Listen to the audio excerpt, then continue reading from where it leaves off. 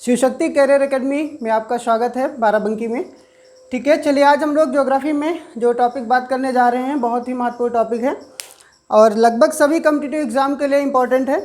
और चाहे group D का एग्ज़ाम दे या ग्रुप ए से लेके बी तक सी तक कोई भी एग्ज़ाम दे, वहाँ से क्वेश्चन ऑलवेज पूछे जाते रहे हैं हमेशा। तो इसको डिस्कस करते हैं आगे हम लोग। वर्ल्ड ज्योग्राफी में जो टॉपिक है आज का,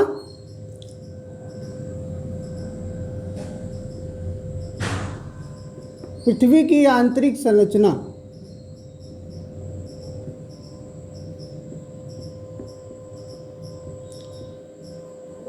internal structure of the earth.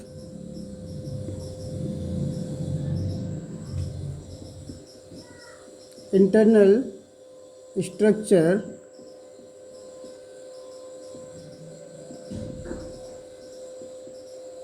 Of the earth.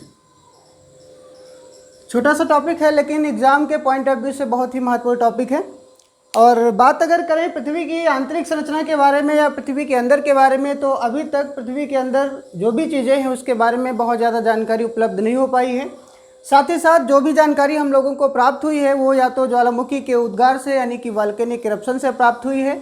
साथ ही साथ जो भूकंप है या फिर जो पृथ्वी की आंतरिक संरचना में बनावट है, अभी तक अगर कहा जाए तो पृथ्वी के अंदर बहुत ज़्यादा गहराई तक नहीं पहुंचा जा सका है।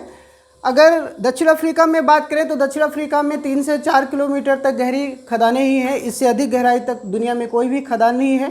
साथ ही साथ आर्कटिक ओशन में करीब 12 किलोमीटर की गहराई तक ड्रिल मशीन के द्वारा जो भी ड्रिल की गई है और वहाँ से खनिज तेल वगैरह के उत्पादन का कार्य हुआ है।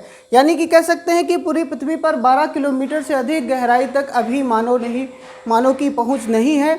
साथ ही साथ असंभव तो नहीं कह सकते हैं कि पृथ्वी के अंदर पहुंचना असंभव है, लेकिन यह है कि बहुत मुश्किल है, बहुत कठिन है, क्योंकि पृथ्वी की आंतरिक संरचना जो है वो ठोस बनी हुई है, चट्टानों से बनी हुई है।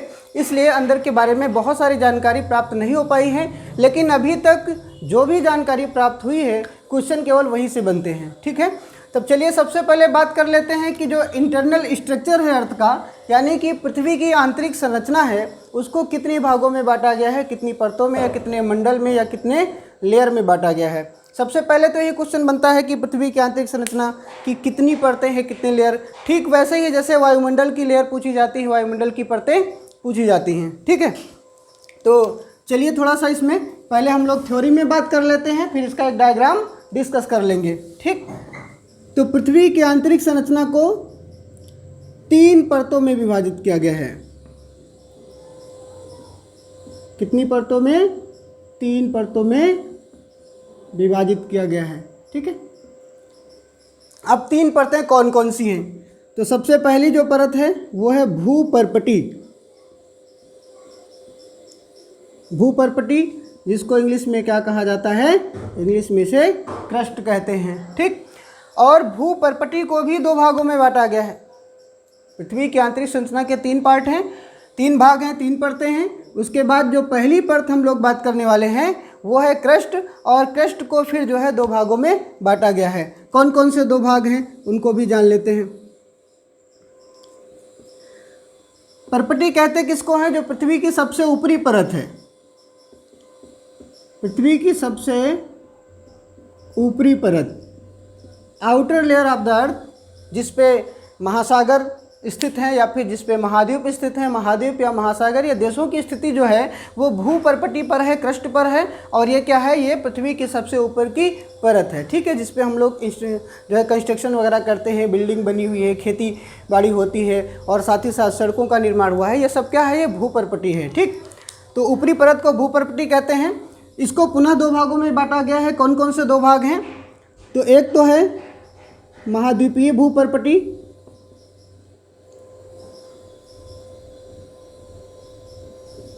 महाद्वीपीय भूपर्पटी। ठीक है, इसको कहते हैं कॉन्टिनेंटल क्रस्ट। क्या कहा जाता है? कॉन्टिनेंटल क्रस्ट कहा जाता है। महाद्वीपीय भूपर्पटी जो है, पूछा जाता है कि ये मुख्य रूप से किससे मिलकर के बनी है? तो इसका निर्माण हुआ है शियाल से। शियाल का मतलब, यहाँ इसका मतलब है सिलिका,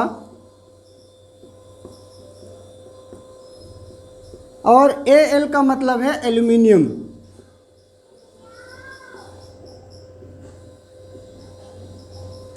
यानी कि क्वेश्चन अगर आए, पूछा जाए कि महाद्वीपीय भूपर्पटी का निर्माण किससे हुआ है, कौन से दो तत्वों से, खनिजों से हुआ है, तो सिलिका और एल्युमिनियम से हुआ है। साथ ही साथ इसको शॉर्ट में सियाल भी कहा जाता है।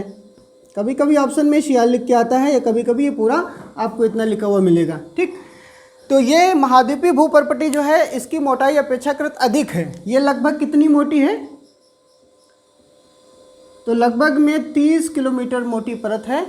उसको क्या कहते हैं, महाद्वीपीय भूपर्पटी कहा जाता है। उसके बाद भूपर्पटी का दूसरा पार्ट कौन सा है ना, दूसरा भाग, दूसरी परत कौन सी है, तो उसको जान लेते हैं। तो एक तो ये हो गया महाद्वीपीय और दूसरा हो गया महासागरीय।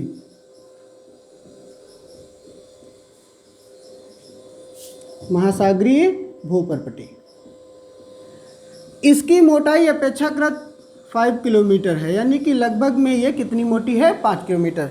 ऐसा भी प्रश्न बन सकता है कि महाद्वीपीय पर्पटी महासागरीय पर्पटी से क्या है, भूपर्पटी से क्या है, अधिक मोटाई की है। तो बिल्कुल सही जवाब होगा कि महाद्वीपीय भूपर्पटी की मोटाई क्या है, अधिक है। ऐसा ही क्वेश्चन जैसा कि यहाँ महाद्वीपीय भूपर्पटी में पूछा जाता है कि इसका निर्माण किससे होता है, ठीक ऐसे ही प्रश्न महासागरीय भूपर्पटी में भी पूछा जाता है कि इसका निर्माण किससे मिलकर के होता है। ठीक है, तो इसका निर्माण होता है सीमा से।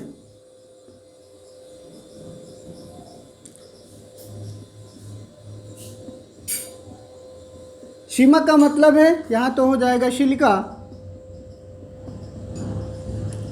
और Ma का मतलब हो जाएगा मैग्नीशियम।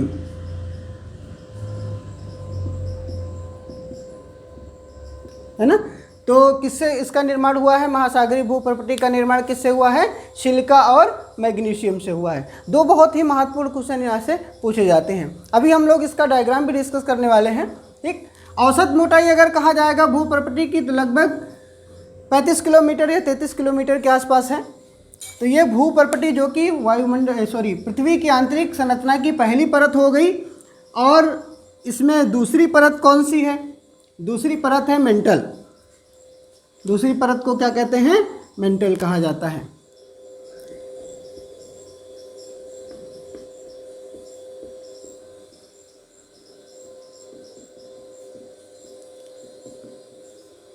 क्या कहते हैं इसको, मेंटल कहा जाता है। मेंटल ऐसी परत है जो कि सबसे ऊपरी परत यानी कि भूपर्पटी के जस्ट नीचे होती है। मेंटल कितनी गहराई तक होता है, समटाइम्स क्वेश्चन ये भी पूछ लिया जाता है कभी कभी। तो ये 2900 किलोमीटर मेंटल का विस्तार भूपर्पटी के बाद नीचे कहाँ तक है, 2900 किलोमीटर तक है। और मेंटल का निर्माण किससे हुआ है, बेसाल्ट शैलों से हुआ है।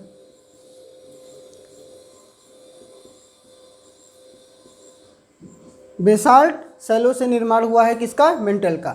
दूसरा महत्वपूर्ण क्वेश्चन, जो भी ज्वालामुखी उद्गार होता है, वॉल्केनिक एरप्शन होता है, तो ज्वालामुखी पूछा जाता है कि पृथ्वी की कौन सी परत से ज्वालामुखी विस्फोट होता है या उद्गार होता है या मैग्मा निकलता है, तो वो मेंटल ही है। मेंटल में क्या है, मैग्मा चैम्बर पाए जाते हैं। यानी कि ज्वालामुखी में जो लावा या मैग्मा बाहर निकलता है, वो अगर पूछा जाए पृथ्वी की कौन सी परत से बाहर निकलता है, तो मेंटल से। मेंटल की जो ऊपरी परत है उसको कहते हैं दुर्बलता मंडल।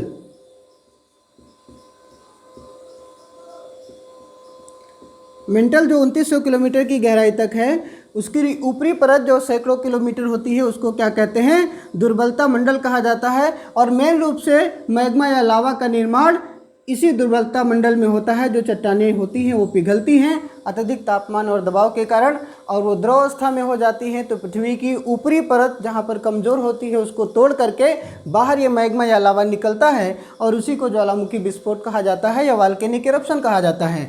तो मेंटल में क्या क्या बातें महत्वपूर्ण हैं कि भूपर्पटी के ठीक नीचे की जो परत है उसको मेंटल कहा जाता है। साथ ही साथ मैग्मा चैम्बर किस में पाए जाते हैं, यानी कि भूपर्पटी में पाए जाते हैं कि मेंटल में पाए जाते हैं कि कोर यानी कि केंद्रीय भाग में पाए जाते हैं। तो मेंटल में मैग्मा चैम्बर होते हैं। कौन से भाग से, मेंटल के दुर्बलता मंडल वाले भाग से मैग्मा बाहर निकलता है। मेंटल की गहराई कितनी है, 2900 किलोमीटर तक है। और ये इसका निर्माण किससे हुआ है, तो ये बेसाल्ट शैल होते हैं, चट्टानें होती हैं। तो बेसाल्ट शैलों से या चट्टानों से मेंटल का निर्माण हुआ है। ठीक, तो ये जो है भूपर्पटी की तुलना में अपेक्षाकृत मोटी परत है। और तीसरी जो परत है आंतरिक संरचना में, जो तीसरी परत हम लोग बात करेंगे वो है केंद्रीय भाग जिसको कोर कहा जाता है या क्रोड भी कहते हैं, पृथ्वी का जो केंद्रीय भाग है कोर, या इसे क्रोड भी कहा जाता है। ठीक है, तो ये केंद्रीय भाग सबसे ज़्यादा अगर विस्तृत कहा जाए कि तीनों परतों में से, आंतरिक परतों में से तीनों में विस्तृत सबसे ज़्यादा कौन सी है, तो वो कोर ही है, केंद्रीय भाग है। और इसमें भी कई बार क्वेश्चन पूछा गया है, 2009 के IAS के एग्जाम में भी आया था कि कोर या केंद्रीय भाग मुख्य रूप से किससे निर्मित हुआ है, किससे बना हुआ है।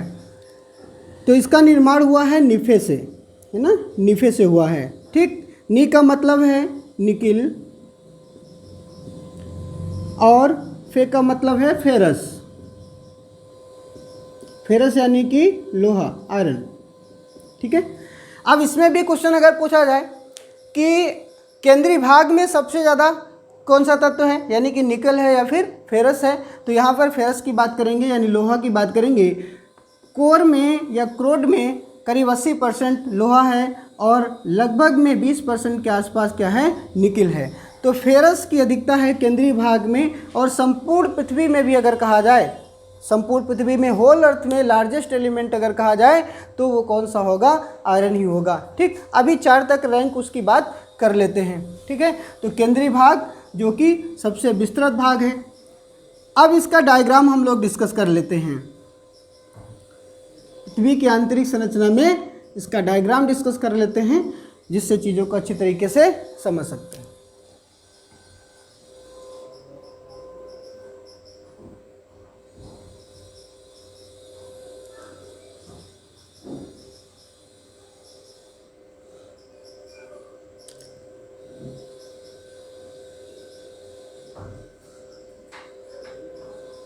ये इसके 3 पार्ट हो गए।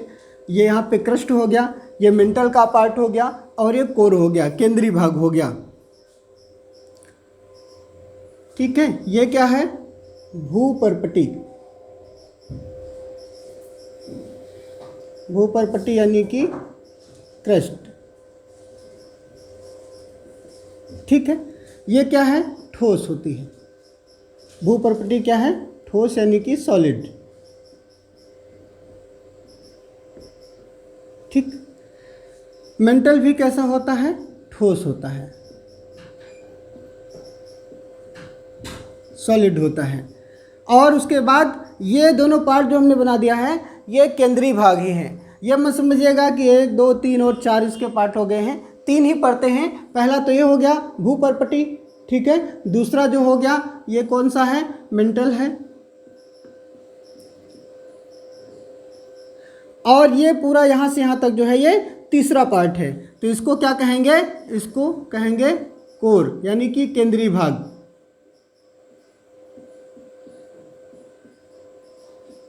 केंद्रीय भाग जिसको क्या कहते हैं, कोर कहा जाता है। ठीक है, अभी यहाँ से बहुत सारे प्रश्न बनते हैं। इसकी औसत मोटाई जो है वो करीब 33 किलोमीटर है। मेंटल जो है ऊपर से लेकर के यहाँ तक करीब 2900 किलोमीटर तक है।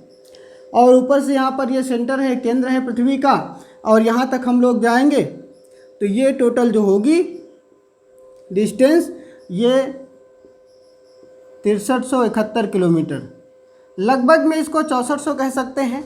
यानी ये पृथ्वी की क्या है, त्रिज्या हो गई, रेडियस हो गया। ठीक, ऊपर से लेकर के ये केंद्र। यहाँ पर आपको ये थोड़ा सा भले पार्ट दिख रहा है, लेकिन ये होल अर्थ का पार्ट है। अगर यहाँ से देखिए तो ये पूरी पृथ्वी एक गोलाकार अंडाकार, यहाँ से पृथ्वी पूरी बनेगी और पूरी पृथ्वी अंडाकार बनेगी, तो ये उसका क्या है, एक पीस निकाल लिया गया है। इसको हम लोग बेहतर तरीके से समझ सकते हैं। ठीक वैसे ही जैसे कि वाटरमेलन होता है, तरबूज होता है। ठीक, तरबूज में आप देखते हैं, तरबूज में मेन रूप से 3 लेयर होती हैं। ठीक है, सबसे ऊपरी परत जो है वो उसका क्या है, छिलका है। उसके बाद जब छिलके के नीचे जाते हैं, एक छिलके की तुलना में थोड़ा सा मोटी लेयर दिखती है, जिसको जो वाइट कलर में होता है, सफ़ेद भाग होता है, अंदर का भाग होता है। और उसके बाद जो तरबूज का मेन पार्ट है वो अधिक दूरी तक होता है, विस्तृत होता है, और वो रेड पार्ट होता है, जिसको हम लोग मेन रूप से खाने के लिए इस्तेमाल करते हैं। वाइट वाला पोर्शन भी खा लेते हैं कुछ लोग, है ना। तो वैसे ही इसके 3 पार्ट हैं। तो ये थोड़ा सा टेढ़ी मेढ़ी सतह क्यों है, ये टेढ़ी मेढ़ी सतह इसलिए है क्योंकि पृथ्वी के जो ऊपरी सतह है वो कहीं पर झीलें हैं, कहीं पर घाटियाँ हैं और कहीं पर ऊंचाई पर स्थित पहाड़ियाँ हैं, कहीं पर ऊंचे पर्वत हैं। तो इसलिए सतह जो है थोड़ा सा रफ दिखती है, मतलब एकदम प्लेन नहीं दिखेगी, कहीं ऊंची दिखेगी कहीं नीचे दिखेगी, ठीक, स्थल भाग पर, इसलिए थोड़ा सा आपको रफली, है ना। देखने में शायद आपको लगे कि आइसक्रीम है, लेकिन आइसक्रीम नहीं है ना। ये पृथ्वी की आंतरिक संरचना का एक पार्ट है। उसके बाद ये वाला भाग कौन सा हो जाता है, मेंटल हो जाता है। मैग्मा चेम्बर इसमें पाए जाते हैं, इसमें मैग्मा चेम्बर पाए जाते हैं, यानी कि ज्वालामुखी उद्गार यहीं से होता है। और ये किससे बना हुआ है, बेसाल्ट शैलों से।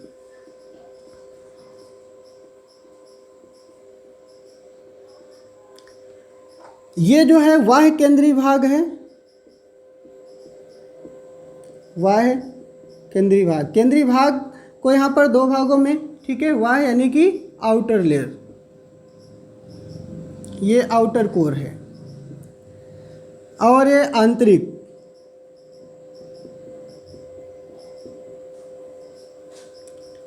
केंद्रीय भाग है,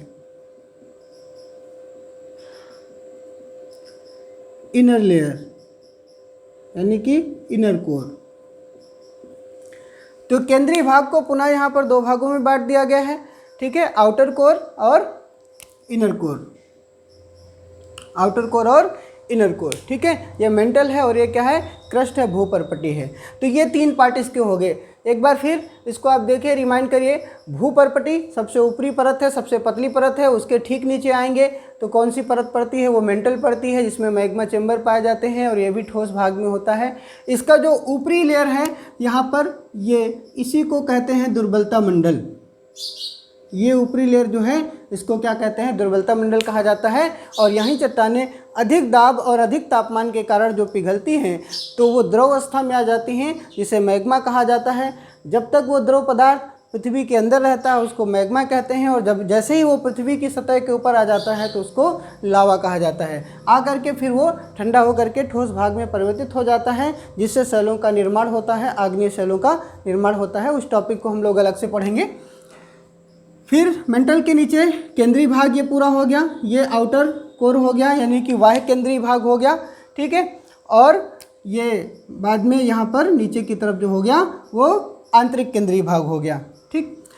ये यहाँ पर पृथ्वी का केंद्र है, सेंटर है, ये ऊपरी सतह है, परपट्टी है, और यहाँ से यहाँ तक इसकी क्या हो गई, ये रेडियस हो गई। 6371 किलोमीटर पृथ्वी की त्रिज्या है, या लगभग में 64 किलोमीटर हम लोग इसको कह सकते हैं। साथ ही साथ दो और बहुत ही महत्वपूर्ण क्वेश्चन यहीं से पूछे जाते हैं। पूछा जाता है कि मोहोरोबिक या मोहो असंबद्धता, मोहो डिसकंटिन्यूटी जो है किसके बीच होती है। और साथ ही साथ क्वेश्चन आता है कि गुटेनबर्ग कंटिन्यूटी किसके बीच होती है। लारमैन कंटिन्यूटी भी पूछ लिया जाता है, लेकिन ये थोड़ा सा क्वेश्चन कम पूछा जाता है। तो ये क्वेश्चन आता है कि मोहो असंबद्धता, एक ये क्षेत्र आपको दिख रहा है, ठीक है, तो यही क्या है, मोहो असंबद्धता कहते हैं इसको। क्या कहते हैं, मोहो असंबद्धता।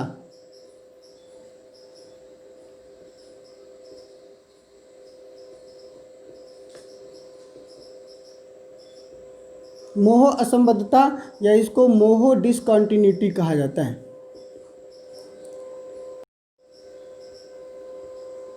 अब बात आती है कि डिसकंटिन्यूटी क्या होता है, यानी कि इसमें असंबद्धता क्या होता है, ठीक है। मोह असंबद्धता क्या होता है या मोह डिसकंटिन्यूटी क्या होता है, तब चलिए समझते हैं। असंबद्धता पृथ्वी के अंदर ऐसा क्षेत्र जहाँ पर घनत्व एकदम से बढ़ता है, पृथ्वी के अंदर ऐसा क्षेत्र जहाँ पर घनत्व एकदम से बढ़ता है, उसको क्या कहते हैं, असंबद्धता या डिसकंटिन्यूटी कहते हैं। अब इसका मोह नाम क्यों पड़ गया, क्योंकि एक भूगर्भवेत्ता थे मोहोरोबिक, तो मोहोरोबिक नामक भूगर्भवेत्ता ने इसका पता लगाया, इसलिए उन्हीं के नाम पर इसको मोह असंबद्धता या मोह डिसकंटिन्यूटी कहा गया है इसको, ठीक है। अब क्वेश्चन क्या आता है, क्वेश्चन ये आता है कि मोह असंबद्धता किन दो परतों के बीच में स्थित है या किन दो परतों के बीच में पाई जाती है। तो आप यहाँ पर देख सकते हैं, ऊपरी परत कौन सी है, भूपर्पटी यानी कि क्रस्ट है। उसके बाद कौन सी है, मेंटल है, यानी कि मोह असंबद्धता किसके किसके बीच है, तो भूपर्पटी और मेंटल के बीच है, ठीक। आपका सही जवाब ये हो गया। उसके बाद यहाँ पर भी एक डिसकंटिन्यूटी है, असंबद्धता है ना। तो इस असंबद्धता को क्या कहते हैं? इस असंबद्धता को कहा जाता है गुटेनबर्ग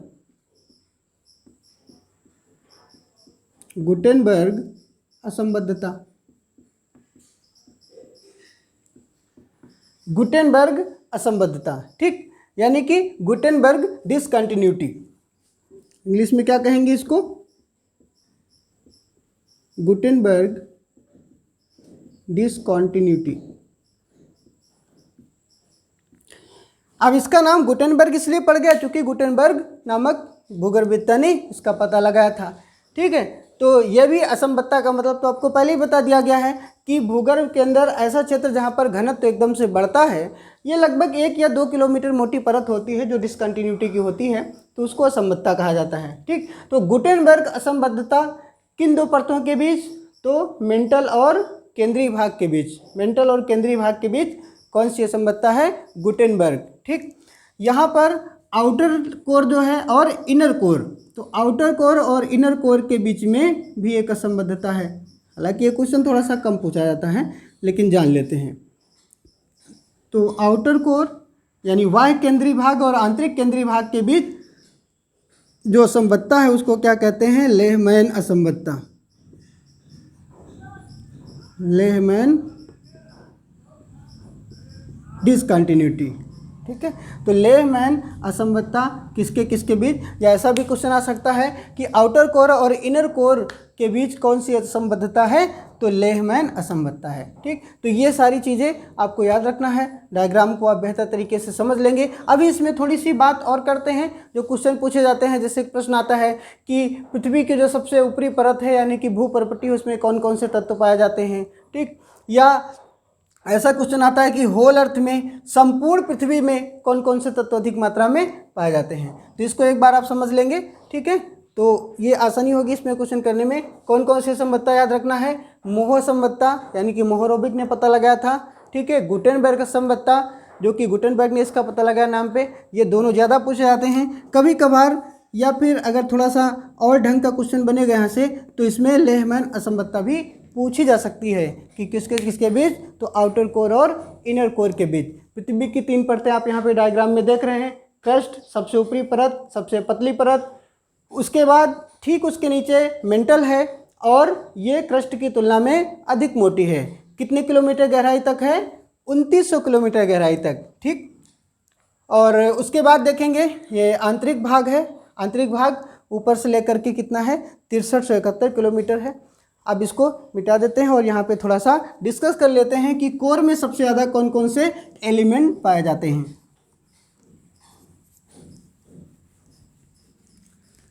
कोर में यानी कि केंद्रीय भाग में, और फिर भूपर्पटी में।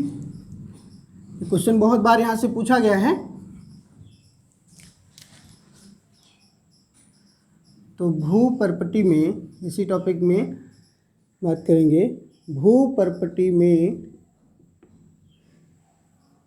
पाए जाने वाले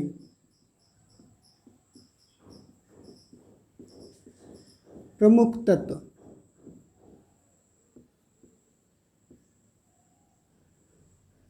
यानी कि लार्जेस्ट एलिमेंट कौन कौन से हैं भूपर्पटी में? तो सर्वाधिक मात्रा में जो है वो क्या है पर्पटी में?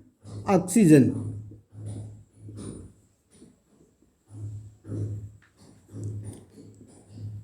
भूपर्पटी में ऑक्सीजन जो है वो सर्वाधिक मात्रा में है। परसेंटेज कितना होगा? 46.8%। तो अगर पूछा जाए कि भूपर्पटी में पृथ्वी की ऊपरी परत में सबसे ज़्यादा कौन सा तत्व पाया जाता है, सर्वाधिक मात्रा में कौन सा तत्व या एलिमेंट पाया जाता है, तो 46.8% कौन सा है? ऑक्सीजन है। दूसरे नंबर पर silicon. Silicon second largest element इन अर्थ क्रस्ट। तो ये जो है दूसरा सबसे ज़्यादा भूपर्पटी में क्रस्ट में दूसरा सबसे ज़्यादा पाया जाने वाला तत्व है, और इसकी मात्रा कितनी है? लगभग में 27.72% है। तीसरे नंबर पर एल्यूमिनियम। एल्युमिनियम की मात्रा है 8.13%। चौथे नंबर पर लोहा यानी कि आयरन या फेरस कह सकते हो, और ये लगभग में कितना है 5%। तो 4 लार्जेस्ट एलिमेंट इन अर्थ क्रस्ट, ये आपको याद रखना है। देखिए अक्सर क्वेश्चन जो आता है वो ऑक्सीजन ही पूछा जाता है, लेकिन पता चला ऑप्शन में ऑक्सीजन नहीं है ना। एक ऑप्शन इसको बना दिया, दूसरा ऑप्शन इसको बना दिया, तीसरा इसको बना दिया, और चौथा मान लीजिए यहाँ पे लिख दिया मैग्नीशियम। क्या लिख दिया? मैग्नीशियम। यानी ऑक्सीजन आपने केवल एक याद कर रखा है और ऑक्सीजन को ऑप्शन में नहीं दिया, ऐसा भी प्रश्न आता है। अब पूछेगा कि निम्नलिखित में से पृथ्वी की भूप्रपटी में निम्नलिखित में से सर्वाधिक मात्रा में पाया जाने वाला तत्व कौन सा है। तो अगर आपको दूसरे नंबर पे, तीसरे नंबर पे या चौथे नंबर पे जो है ये पता नहीं है तो आपका क्वेश्चन गलत हो सकता है। लेकिन अगर 4 तक आप रैंक याद रखोगे तो क्वेश्चन गलत नहीं होगा, क्योंकि मैक्सिमम अगर पूछा जाएगा तो 4 तक ही पूछा जा सकता है। या इस तरीके से यही 4 ऑप्शन बन के आ गए, ऑक्सीजन भी दिया है, सिलिकॉन, एल्युमिनियम और लोहा भी दिया है। और पूछ ले कि पृथ्वी की जो भूप्रपटी है उसमें तीसरा सर्वाधिक मात्रा में या दूसरा सर्वाधिक मात्रा में या चौथा सर्वाधिक मात्रा में पाया जाने वाला तत्व कौन सा, एलिमेंट कौन सा है, तब ये 4 तक आप याद रखे हैं तो फिर आपका क्वेश्चन छूटने वाला नहीं है। तो ये भूप्रपटी में बात कर लिए। अब बात करेंगे इसी में जो लास्ट पॉइंट होगा वो ये है कि होल अर्थ में यानी कि संपूर्ण पृथ्वी में पाए जाने वाले प्रमुख तत्व।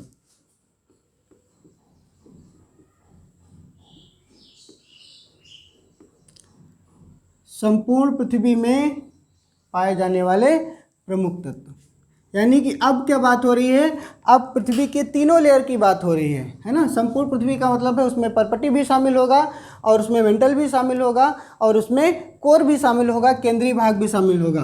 तो सबसे ज़्यादा कौन सा है बात कर लेते हैं। तो अगर संपूर्ण पृथ्वी यानी कि होल अर्थ की बात होगी तो इसमें सर्वाधिक मात्रा में जो है वो लोहा यानी कि आयरन या फेरस, होल अर्थ में सर्वाधिक मात्रा में किसकी है, लोहा की है। और ये लगभग कितने परसेंट है, तो लगभग में 35%। दूसरा जो लार्जेस्ट एलिमेंट है वो है ऑक्सीजन संपूर्ण पृथ्वी में। याद रखिएगा क्रस्ट में ऑक्सीजन पहले नंबर पर है और संपूर्ण पृथ्वी में ऑक्सीजन दूसरे नंबर पर है, approximately 30%। And third largest element in whole earth silicon, approximately 15%, यानी कि लगभग 15%। और चौथे यहाँ तक 3 तक ही काम चल जाता है, लेकिन लास्ट इसमें चौथा जो है वो है मैग्नीशियम।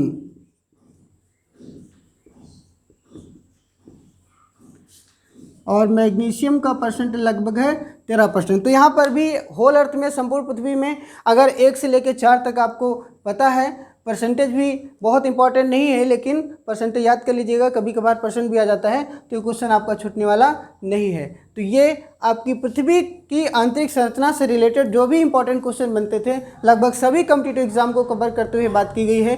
तो यहीं तक बनते थे। ठीक है, थैंक यू।